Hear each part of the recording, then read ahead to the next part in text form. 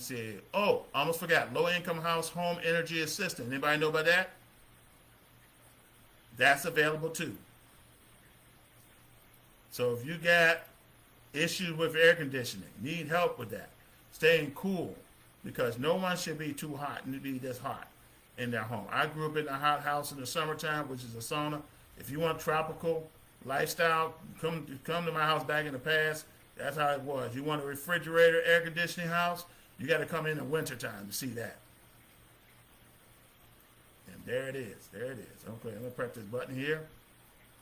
Low income home energy assistance program can help individuals, including those receiving Social Security disability, with repairs for their heating and air conditioning system, provide assistance for energy related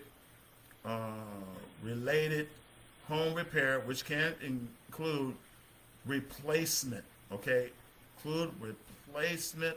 I just saw that word before Facebook moved it. Okay. Yeah. Include fixing and replacing broken heating or cooling equipment. If you or someone you know needs this type of assistance, you can contact your state or tribal leader, LHEAP office to apply. They can provide more detailed information on eligibility and application process. Would you like more? And there it is, right here. So that's it. That's pretty much covered it all. So I covered modification, and I covered HVAC